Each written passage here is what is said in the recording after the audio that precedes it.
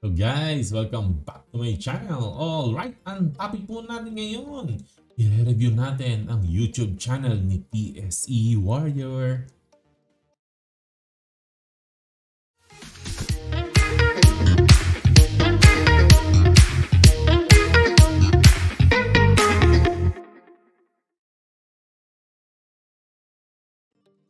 Welcome back. Ayan, reviewin nga po natin ang YouTube channel ni PSE Warrior ni Sir Renz. Okay, no, ito po ang kanyang YouTube channel. Paki-visit po ninyo guys. Mag-subscribe po kayo sa channel po niya, no? Kahit hindi ko pa po inuumpisan, ay ginagaranti ko po sa inyo, no? Malaki magiging pakinabang po sa inyong investing journey kapag kayo po ay subscriber ni Sir Renz. No, okay, napaka-humble kasing tao nito, no?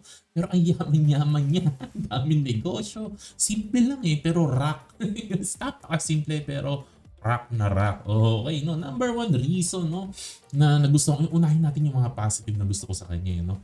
I think he's very, very fortunate, no, na maaga siya nag-start during the pandemic. No, pandemic 2020, kung hindi ako nagkakamali, doon siya nag-umpisa. And so happy na may successful na value investing channel, no?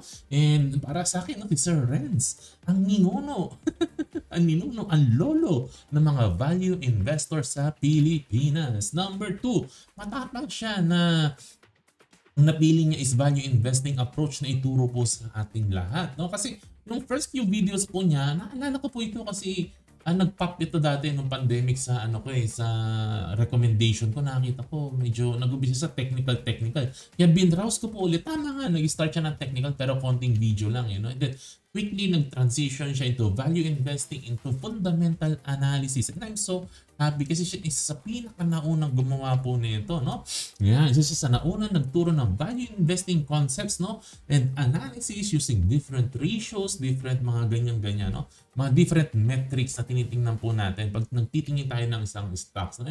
This is where marami sa atin ang unang natuto talaga ng analysis po ng stocks, no? And kasi nasabi ko matapang po siya kasi alam naman po natin sa Pilipinas, puro technical talaga yan na nagdo-dominate And siya talaga is talagang nauna po, no, na nag-explain ng mga ganitong concepts po sa atin. So very, very kudos po talaga, no, kay Sir Renz sa kanyang courage na umpisahan ng ganitong approach. Biro mo, kakaiba ka sa lahat.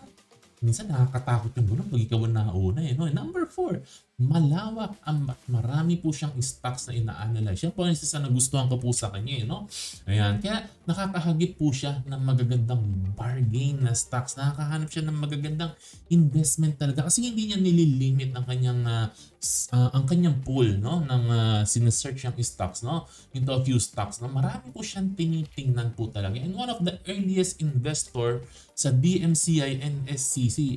Alam ko talaga, mura-mura pa ang DMCI tsaka si Semirara. Siya ang talagang unang nag-promote po nito. And laki ng kinita po both in capital gains and in dividends. No? I think marami po sa inyo na viewer ko rin po, no, na very, very nandun yung gratefulness natin, kay Sir Renz kasi marami po sa inyo kumita po, no, nung na-recommend niya yung DMCI at tiningnan nyo rin at nag-invest din po. Marami pong kumita sa pagsunod kay Sir Renz dito po sa PSE Warrior. Sometimes mas maganda pa ang kinikita. Ito libre YouTube lang ito.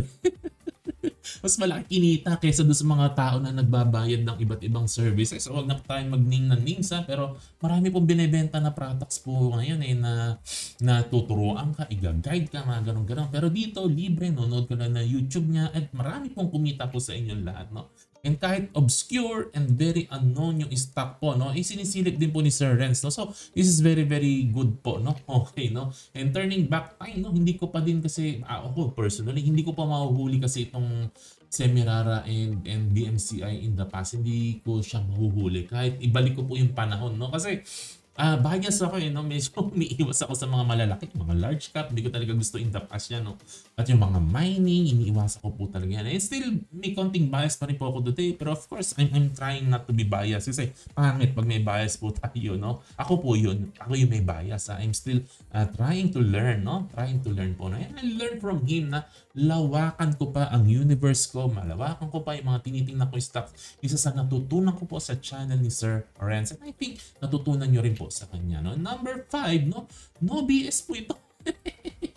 No BS, no BS kasi ginagamit niya talaga yung pera niya sa pag-i-invest, yung dinidiscuss po niya lahat ng kaalaman niya na kung saan ginagamit yung personal niyang pera, hindi lang tinuturo niya sa atin lahat, no? So, wala pong ka-BS-BS po dito, no? And number 6, napaka-generous po ni Sir Renz, no? Sa pag-share niya ng kanyang knowledge sa ating lahat, wala siyang hino-hold back, lahat na nalalaman niya, nababasa sa libro, mga analysis niya, sinishare niya po sa atin. And hindi lang po yun, no? Ginawa niya po itong website po na ito, no? Tingnan niyo po itong InvestEd na pinrepare po niya. Hindi ko na po iisa-isahin yung mga tags po dito, pero ako na po magsasabi po sa inyo kasi nakakaintindi po ako kung paano gumawa ng ganito. Napakahirap po. Napakadaming oras ang binigay, no, ni Sir Renz to provide such a website for free para matulungan po tayong lahat na fellow investors po niya, no? Alright, so napakaganda po. Number 7, matapang mag-disclose ng kanyang investment decision, no? Kung ano yung binibili niya, ano binibenta niya. Kasi minsan, nakakatakot din po gawin niya. Kahit ako, ayaw kong gawin niya kasi nakakatakot. Personal na po information po yan. Minsan baka mapahiya kayo, pero siya, no, matapang po. Dinidisclose siya talaga kung anong binibili niya, anong binibenta niya. Ando po, makikita po natin sa kanyang YouTube channel, eh? Next naman po, no, sinabi na po, inuna natin yung good side. Of course, meron tayong mga konting kaibahan.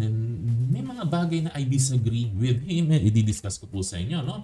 And I'm not saying he is wrong, no? It's just a matter of preference. Magkaiba po kami klase ng investor, magkaiba po kami klase talaga ng style, no? So, ito po yung mga nakita ko na magkaiba po kami, no? Number 1, he's too diversified for my taste. Sobrang dami niya po talagang stocks talaga na binibili.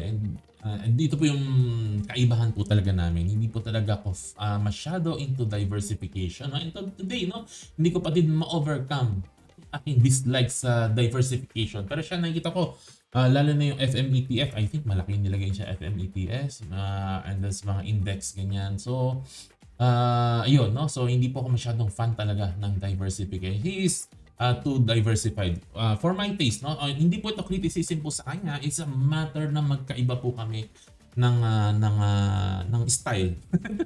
po, no?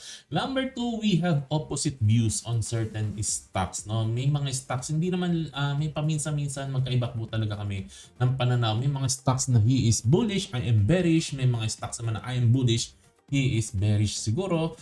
Nangyayari po talaga yun, no? And wala naman pong problem. That is okay kasi we learn from each other when we have different views. And viewers, ang panalo po kasi dito, no, kapag may mga different opinions po ang mga napapanood or napapakinggan po natin. Number 3, na differences po natin.